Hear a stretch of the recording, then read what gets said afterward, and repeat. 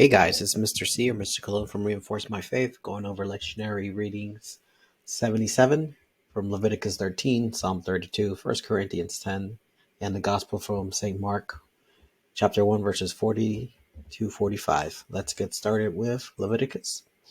In Leviticus chapter 13, verses 1 and 2, and then we jump to 44 and 46, and they read as follows. The Lord said to Moses and Aaron, if someone has on his skin a scab or pustule or blotch, which appears to be the sore of leprosy, he shall be brought to Aaron the priest, or to one of the priests among his descendants. If the man is leprous and unclean, the priest shall declare him unclean by the reason of the sore on his head. The one who bears the sore of leprosy shall keep his garments rent and his head bare, and he shall muffle his beard. And he shall cry out, unclean, unclean. As long as the sore is on him, he shall declare himself unclean. Since he was in fact unclean, he shall dwell apart, making his abode outside the camp. Next, we are from Psalm 32, verses 1 and 2, 5 and 7 and 11, and then we have a responsorial response here. Blessed is he whose fault is taken away, whose sin is covered. Blessed the man to whom the Lord imputes not guilt, in whose spirit there is no guile. I turn to you, Lord, in time of trouble, and you will fill me with joy of salvation. Then I acknowledge my sin to you, my guilt I covered not. I said, I confess my faults to the Lord, and you took away the guilt of my sin. I turn to you, Lord, in time of trouble, and you fill me with the joy of salvation. Be glad in the Lord and rejoice, you just. Exult in all you upright of heart. I turn to you, Lord, in time of trouble, and you fill me with the joy of salvation. Psalm 32. And then we move on to St. Paul's letter to the Corinthians. It's 1 Corinthians chapter 10, verses 31, all the way to 11:1. We have here St. Paul. So whether you eat or drink or whatever you do all to the glory of God. Give no offense to the Jews or to the Greeks or to the church of God, just as I try to please all men in everything. I do not seek my own advantage, but that of many, that they may be saved. Be imitators of me as I am of Christ. And then this is a little brief excursion from Scott Hahn's commentary on it. From 1 Corinthians 10, 25, 30, it gives the context of Paul. St. Paul addresses the issue of idol meat sold in open market after being sacrificed in a pagan temple. Objectively, his readers are free to eat and need not worry about past history of market food or meals served in private homes. In these contexts, the food is safely disconnected from the context of conscious idolatry. However, his readers should abstain from eating when the food is idolatrous or origin is pointed out by another. Otherwise, the informant may be scandalized and led to think that Christians have a casual attitude towards idolatry. And then 1 Corinthians 7:32, it says, give no offense. The overarching lesson in 1 Corinthians chapter 8 through 10, which is where this verse is taken from. Through his discussion, St. Paul subordinates Christian liberty to Christian love, emphasizing the genuine charity builds up and does not insist in its own way. 1 Corinthians 11:1, we have be imitators of me, and aesthetically this verse rounds off the preceding discussion of chapters 8 and 10, and it is not an introduction to the following discussion, chapters 11 and 14.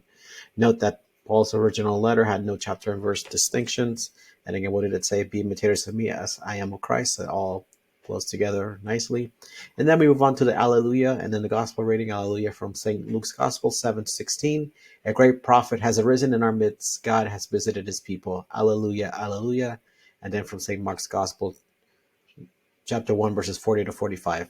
And a leper came to Jesus and kneeling down, begged him and said, if you wish, you can make me clean. Moved with pity, he stretched out his hand, touched him, and said to him, I do will it, be made clean. The leprosy left him immediately, and he was made clean. Then warning him sternly, he dismissed him at once. He said to him, see that you tell no one anything, but go show yourself to the priest and offer your cleaning what Moses prescribed, and will be proof for them. Offer your cleansing what Moses prescribed, and that will be a proof for them. And then it says, the man went away and began to publicize the whole matter. He spread the report abroad so that it was impossible for Jesus to enter a town openly. He remained outside in deserted places, and people kept coming to him from everywhere. And we will wrap up this discussion of Lectionary 77, Mark 1:40-45, with a note from Scott Hahn and Curtis Smith, New Testament Introduction, Ignatius Study Bible. I should say. And Mark 1:4, a leper. Leprosy was a skin disease that made victims unclean, i.e., unfit to participate in the liturgical life of Israel, because ritual uncleanliness was considered contagious under Old Covenant. Infecting everyone who came in contact with lepers were isolated from society to keep those who were clean separated from those who were unclean. Jesus reaches across this divide when he touches the leper, and though the others would be defiled by such contact, he conquers the uncleanness by great power of his holiness. Mark 1:44, St. 19:21. This messianic secret of St. Mark is a leading theme in Mark. Jesus frequently enjoins the silence of demons and men and to conceal his identity as the Messiah.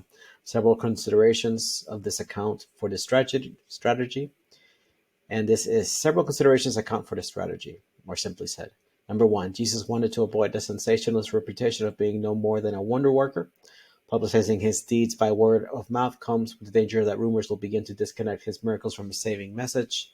Number two, he wanted to sidestep the popular expectations that the Messiah would be a political or military leader.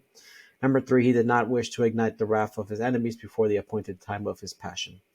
Show yourself, from Mark 1:44. The Mosaic law required Levitical priests to inspect lepers and determine their status as clean or unclean. With approval, an individual pronounced clean could offer sacrifices at the temple to be reinstated into the worship community of Israel. This has been Mr. C from Reinforce My Faith. Mr. C, a layman, Mr. Cologne, giving you a brief talk and overview of this lectionary reading 77. Take care, God bless, and seek the true, the good, and the beautiful.